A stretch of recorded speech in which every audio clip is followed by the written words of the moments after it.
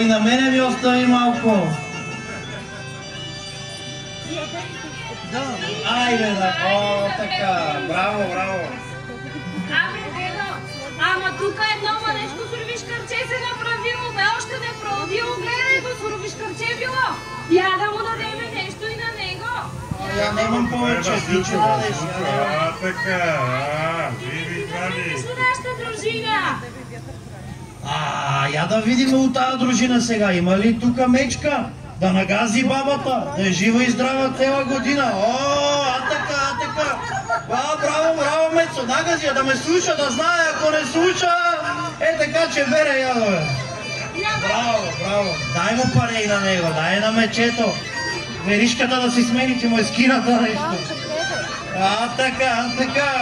Дедо Попчо, бе ли тая къща да сме живи и здрави?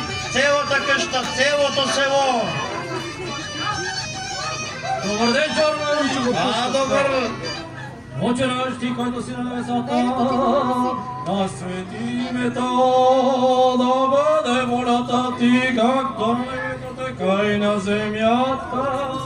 Амин.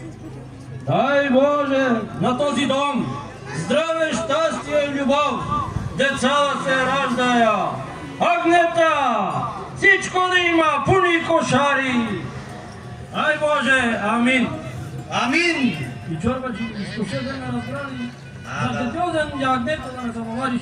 И аз съм оноче рака, ама измислиме нещо. И от мене да мине, ако може на писар едно яре от тия по-маленките. Яре може. Живи, амин. Мерси, живи и здрави цялото село. Я сега да видим Булюбашията, дека сте. Я да дръннете, да чуеме, що сте научили.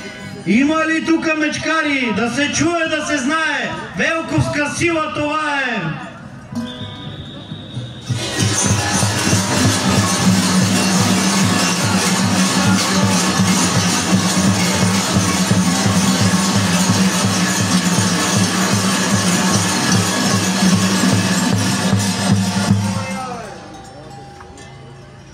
Я да видиме сега, що сте научили у мечкарницата това лето.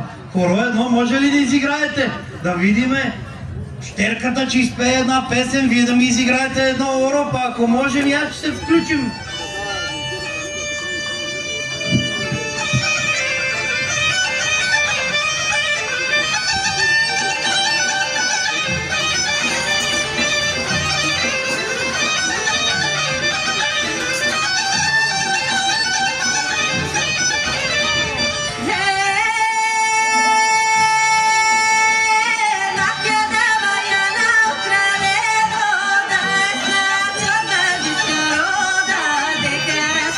Te